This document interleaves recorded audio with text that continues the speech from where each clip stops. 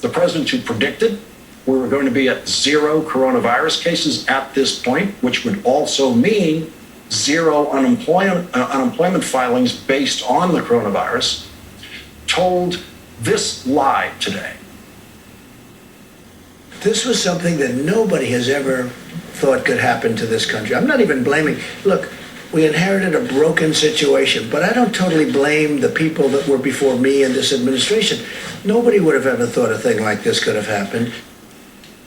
All the professionals thought a thing like this could happen, all of them. And in fact, the Obama administration left a pandemic playbook for the Trump administration to use precisely for the situation this country is in tonight. Politico reports the Trump administration was briefed on the playbook's existence in 2017, said 4 former officials, but 2 cautioned that it never went through a full National Security Council-led interagency process to be approved as Trump administration strategy.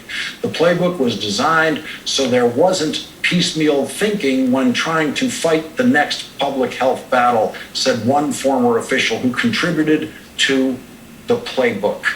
Leading off our discussion tonight is Dr. Erwin Redlener, the director of the National Center for Disaster Preparedness at Columbia University. He's an MSNBC public health analyst. And Nicholas Kristof is with us. He's a Pulitzer Prize-winning columnist for the New York Times. He has been interviewing epidemiologists about the coronavirus, doing important reporting on that. Dr. Redlener, when the president said again today, no one could have possibly imagined a situation like this ever coming to the United States. What was your reaction to that? Well, having been very much involved with the development of such plans back in 2007, 2008, on a federal, state, and local level, it's a preposterous statement, has no bearing to reality, but, why are we surprised? I think the key thing is that we continue to get these mixed messages based on ignorance, a lack of understanding of the science, and just a complete misunderstanding of what the message should be to Americans. The problem is he's using that kind of information to justify in some way or explain the incompetencies of what this administration has been doing or not doing in preparation for something that we knew was coming. And even when we got the early warnings, we still messed up the entire process of getting the appropriate testing done and distributed properly.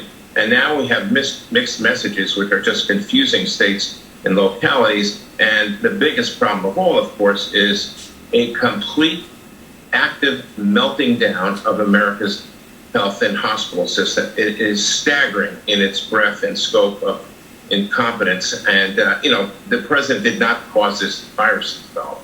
The president is responsible for leading the country in the wrong direction with misinformation. That has been extremely destructive to our efforts to combat this calamity that we have on our doorstep.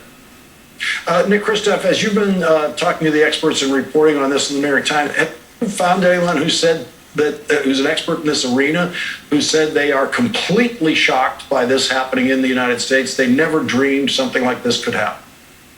No, of course it's the opposite. And, I will back up what Erwin said. I've known him for many years, and he's been hounding me, as many other journalists indeed, to write about this risk, as have other epidemiologists, as have other national security people. This is a risk that we're all aware of, and we've also known the importance of getting personal protective equipment, PPE, in the hands of doctors and hospitals. We've known the importance of getting ventilators. I began writing about this in January when Wuhan was hit, and China gave us a 2-month warning that we squandered.